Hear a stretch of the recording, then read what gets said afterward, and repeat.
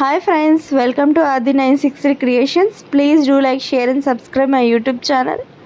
చేపల పులుసు ఈజీగా సూపర్గా ఎలా చేసుకోవాలో నా స్టైల్లో చూసేద్దాం. ఫస్ట్ మనం ముక్కలు కొట్టించుకున్న చేపల ముక్కలకు ఉప్పు నిమ్మకాయ రసంతో మంచిగా నీట్గా 2 లేదా 3 సార్లు నీట్గా శుభ్రం చేసుకోవాలి.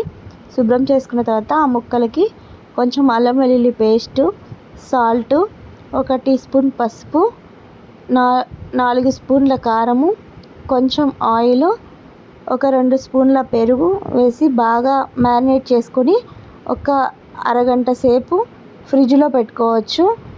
కొంచెం లేట్గా చేసుకునే మాట అయితే 1 అవర్ తర్వాత అయినా బయట పెట్టైనా చేసుకోవచ్చు.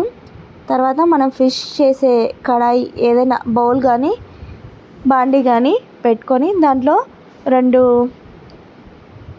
గంటల నూనె పోయాలి. నూనె పోసిన తర్వాత నూనె కాగిన తర్వాత ఒక మీడియం సైజు 3 ఆనియన్స్, ఒక 5-6 పచ్చిమిర్చిని బాగా మిక్సీ పట్టి నూనెలో వేసి వేపుకోవాలి. పచ్చివాసన పోయిన తర్వాత కరివేపాకు యాడ్ చేయాలి. తర్వాత కొంచెం అల్లం వెల్లుల్లి పేస్ట్ కూడా యాడ్ చేసి పచ్చివాసన పోయేంత వరకు వేపుకోవాలి.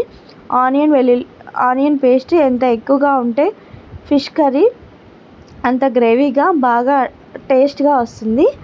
ఇవి వేగిన తర్వాత ఒక మీడియం సైజు 4 టమాటాలను తీసుకొని వాటిని మిక్సీ పట్టి ఫిష్ పులుసులో వేసి బాగా వేపుకోవాలి. వేపిన తర్వాత కర్రీ చేసే అరగంట ముందు పెద్ద నిమ్మకాయ సైజు అంత చింతపండును కూడా నానబెట్టుకోవాలి. దాంట్లో నుంచి తీసిన చింతపండు గుజ్జును కూడా వేసి కలుపుకొని బాగా నూనె పైకి వచ్చేంత వరకు వేపుకోవాలి. తర్వాత ఫిష్ ముక్కలను యాడ్ చేయాలి. యాడ్ చేసి పులుసు బాగా పట్టే విధంగా ఒక 5 నిమిషాల వరకు మంచిగా దాంట్లోనే పులుసు పట్టే విధంగా ఉంచాలి. ఉంచిన తర్వాత ఆయిల్ పైకి తేలుతూ ఉంటుంది. ఆ టైంలో మనకు నచ్చినన్ని వాటర్ పోసుకోవచ్చు. నేను 1 లీటర్ దాకా వాటర్ పోస్తుంటానండి. ఈ ఫిష్లో 2 kgs ఆర్ 2.5 kgs ఉండొచ్చు.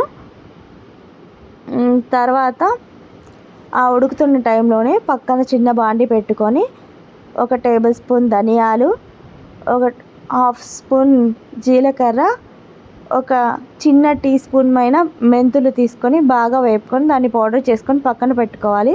ఫిష్ కర్రీ ఉడికిందా లేదా అని మనం తెలుసుకోవాలంటే ఒక ముక్కను గరిటెలోకి తీసుకొని మనం ఫోర్క్ ద్వారా దాంట్లోకి దాన్ని పిన్ చేసినప్పుడు ఆ ఫోర్క్కి ఏమి అంటకపోతే ఫిష్ బాగా ఉడికినట్టు పర్ఫెక్ట్గా.